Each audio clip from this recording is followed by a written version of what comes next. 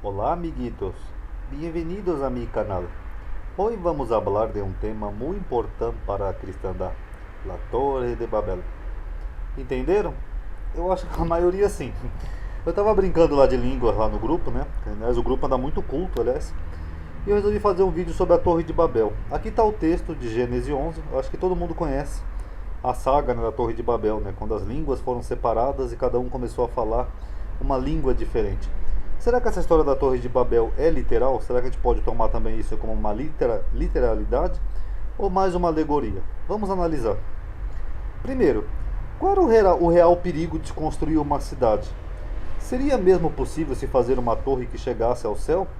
Porque aqui, segundo o texto, o homem resolveu fazer uma cidade, aqui ó, edifiquemos nós uma cidade e uma torre que chegasse até o céu. Então, duas perguntas. No mundo antigo, seria possível fazer uma torre que chegasse até o céu? E qual é o perigo? Qual seria a ameaça real ao ponto de Deus destruir isso? Uma cidade perigosa? Não, houveram muitas outras cidades depois disso. Então não tem perigo nenhum. Segundo, Deus está literalmente no céu físico, porque aqui no texto dá a impressão que Deus ele vê essa construção da torre como uma ameaça. Ele diz assim, ó, e é isto que começam a fazer, e agora não haverá restrição para tudo o que eles intentarem fazer. Qual seria a real ameaça de fazer uma cidade, uma torre que se chegasse até o céu? Não teria nenhum sentido, não é verdade? Uma torre seria ameaça para Deus? Deus está no céu? Porque hoje em dia nós já chegamos ao céu com aviões, temos satélites, temos tudo. Então, se tivesse um Deus no céu fisicamente, né, nossa atmosfera, eu acho que nós já teríamos visto. Fora que hoje o ser humano, com a tecnologia que nós temos, se fazem arranha-céus muito maiores que literalmente tocam o céu. Inclusive o termo, né, arranha-céu quer dizer isso, né? São edifícios tão altos que eles chegam até as camadas mais altas, né, que o homem consegue hoje em dia. Esse aqui é o Burj Khalifa, se não estou enganado, é aquele edifício lá de Dubai que é considerado um dos mais altos do mundo. Então, se a gente for tomar esse texto aqui como literal, por que Deus realmente viu como uma ameaça o homem fazer uma cidade e uma torre? Então fica aí para reflexão. Aí o autor do texto diz aqui que por causa disso Deus confundiu a língua e por causa disso se chamou o nome daquele lugar de Babel. Por quê? Porque ali Deus confundiu a língua dos homens sobre toda a terra, correto? Só que tem um problema aqui. O autor dessa história ele diz que o nome Babel está relacionado com a confusão das línguas. Mas Babel não tem nada a ver com isso. Babel vem da Babilônia. Inclusive, Babel é o nome que deu origem ao país, né? Babilônia, do mundo antigo, que você vê na sua Bíblia. Em acadiano, que é a língua lá dos babilônicos, a palavra Babilu significa porta dos deuses. Não tem nada a ver com confusão de línguas. É literalmente isso, é a junção das duas palavras.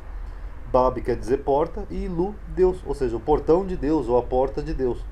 Alguns tentam achar similaridade com o hebraico, porque tem o termo confundir em hebraico, que é parecido, o termo balal. Aqui eu peguei do dicionário bíblico para vocês verem, o sentido primeiro é transbordar, o segundo é misturar e não separar, muito pelo contrário do que diz o texto. E o terceiro é uma mistura de alimento para o gado, milho, forragem, forrar.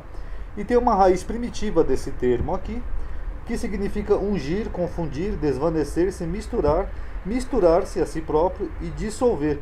Então só aqui numa raiz primitiva que você pode ver um sentido de confundir. Mas mesmo assim, pela etimologia da palavra, não se referia a línguas. Se refere mais a outras coisas, como alimento, óleo. Enfim, alimentos, coisas perecíveis, não a línguas.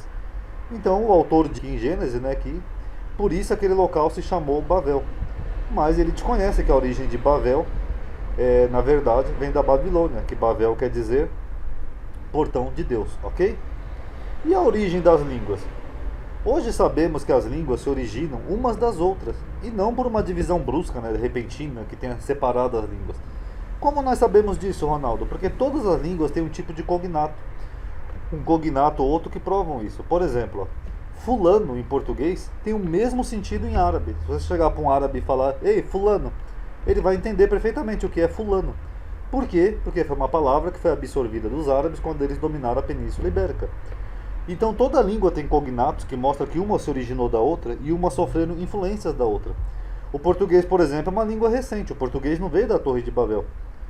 Aliás, o português é recente a níveis mundiais, né, se a gente for tomar assim. E ele se originou, acredita-se, a partir do castelhano. Eu não sei se foi bem do castelhano ou do espanhol puro, mas eu acho que foi o castelhano sim, tá? Se eu estiver errado, alguém me corrige aí. Porque uma língua deu origem a outra, e não uma divisão repentina. As línguas românticas, por exemplo, romântica não tem a ver com romance, tá, pessoal? Romântica é porque vieram de Roma, tá? Os linguistas estudam isso, eles falam que as línguas românticas, elas têm uma origem comum.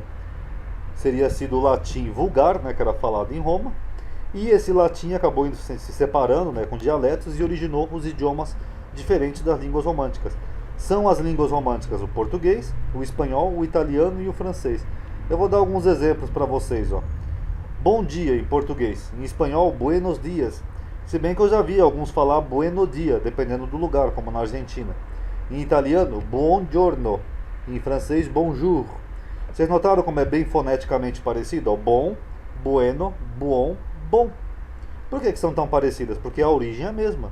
Então todas essas línguas românticas, elas têm uma origem em comum. De uma foi originando a outra, não uma torre de Babel. Um outro exemplo aqui, ó. Falar a palavra em português, meu amigo. Em espanhol, mi amigo. Em italiano, amigo mio. E em francês, mon ami.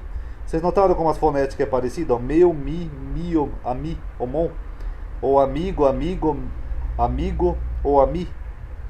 Só tem uma inversão aqui no italiano e no francês, mas foneticamente é até entendível. Eu sou, em português, em espanhol, yo soy. Em italiano, io soy.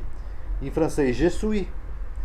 Ou uma última aqui como exemplo, ó, você fala, por exemplo, você fala alguma língua, vamos pegar aqui, por exemplo, italiano.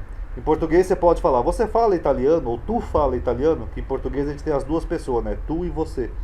Em espanhol você pode dizer usted, que é parecido com você. Usted habla italiano? Em italiano é tu, que nem em português, ó, tu fala italiano, você pode falar italiano, tu parla italiano. E em francês só tem uma inversão, né, que nem no inglês, mas é a mesma coisa, ó. Parlez-vous italiano?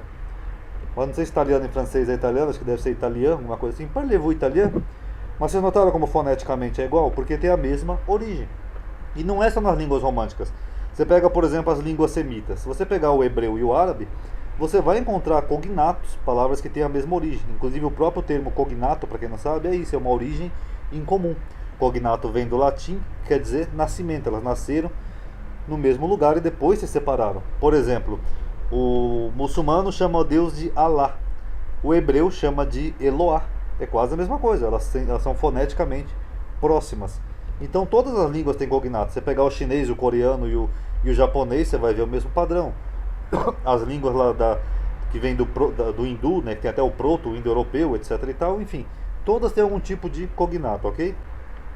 O autor dessa passagem bíblica deveria ser um habitante judeu da Babilônia do século 6 a.C. ou posterior. Essa é uma hipótese. E durante muitas décadas convergiam para essa grande cidade da Babilônia pessoas de muitas partes do mundo, com uma grande diversidade de línguas. Por algum motivo, o autor desconheceria esse pormenor histórico e criou ou adaptou essa lenda da confusão das línguas para explicar o fenômeno. Sabe quando você cria uma história para explicar uma coisa que você não conhece? Ah, papai, por que as pessoas falam línguas diferentes? Aí você inventa uma historinha. Ah, porque um dia o homem quis fazer uma torre que chegava ao céu e Deus foi lá e confundiu a língua. Então é bem provável que tenha acontecido isso.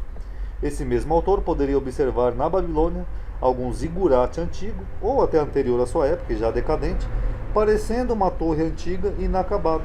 Aí ele deve ter pegado isso e chegou a essa conclusão. Ou meramente, uma última hipótese, adaptou de algum conto babilônico. Ok? Então fica aí para reflexão sobre a Torre de Babel, ok? Muitas graças por terem visto meu vídeo. Hasta la vista!